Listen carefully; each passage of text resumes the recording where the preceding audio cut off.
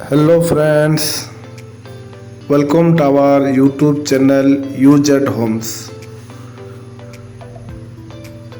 Please friends आम channel को अधिक रु अधिक लाइक एवं सब्सक्राइब करंतु जहा फल आम एपरी वीडियो बनाया उत्साहित मन करूँ। आसतु आज बुली देखा आमर नुआ प्रोजेक्ट जहाँकि ब्रह्मपुर फास्ट गेट पाखरे अवस्थित। आपण माने इमेज रे सब किछि देखि पारुथबे। आसंतु से विषय रे किछि इन्फॉर्मेशन आपन दे दोछु किपरि यार डेवलपमेंट होईछि। 30 फीट 25 फीट रो रोड अछि, प्लांटेशन मध्य 50 फीट रो हेछि, इलेक्ट्रिसिटी बोथ सर्विस और डोमेस्टिक यूज पे हेछि, स्ट्रीट लाइट एवं इलेक्ट्रिक पोल मध्य लगे दिया जाइछि।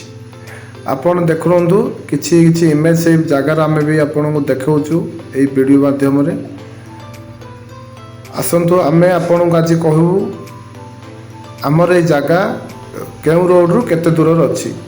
फास्ट ब्रह्मपुर रिंग रोड रु 200 मीटर दूर रे, पेट्रोल पंप रु 700 मीटर एवं ब्रह्मपुर रु हिंजलिकाटू जिबा रास्तार मेन रोड रु 100 मीटर दूर रे आमर एई जगहटी अछि। आम चैनल को आसबार धन्यवाद। किंतु आम वेबसाइट को आसतु एवं सेठार आम कंटाक्ट नहीं आउर अनेक प्रोजेक्ट सेठार अच्छी आपन देखंतु।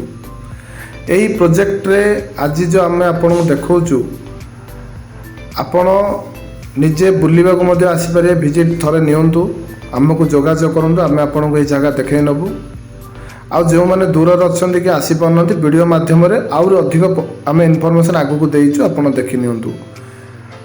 आसतु आम यही लोकेशन पाखापाखि ब्रह्मपुर केउ गुड़क हाइलाइट जगह गुड़ाक अच्छी आपको जन दूसु। गेट बजार 3 किलोमीटर दूर रे, बस स्टाण्ड 4 किलोमीटर दूर रे, रेलवे स्टेशन 5 किलोमीटर दूर रे, आमर ब्रह्मपुर बड़ बजार ठार मात्र 4.5 किलोमीटर दूर अच्छी एप्रोक्सीमेट सब आम कहीचु। किंतु आपण निजे आसबे, आसिले बाइक माध्यम तो बहुत पाख लगे, बस ऑटो सब व्यवस्था मतलब अच्छी, कौन सी यातायात प्रॉब्लम एठार आपको मिल ना, जानवाहन समस्त सुविधा आपको मिल। आसतु एठारू मेडिकल आ स्कूल केते दूर अच्छी आपको आम जनईदेबू। प्रथम एमकेसीजी मेडिकल मात्र 5 किलोमीटर दूर रे, सिटी हॉस्पिटल 4.5 किलोमीटर दूर रे, सरस्वती शिशु मंदिर 1.5 किलोमीटर दूर रे, आ जो जानबिल वाटर प्रोजेक्ट बहुत निकट में आमर ये प्रोजेक्ट अच्छी। जो मैंने रखा चाहते एठारे आमको जोगाजोग करूँ, आम वेबसाइट को आसतु।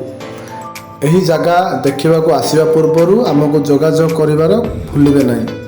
आम वीडियो देखि आपण मानक बहुत बहुत अशेष अशेष धन्यवाद।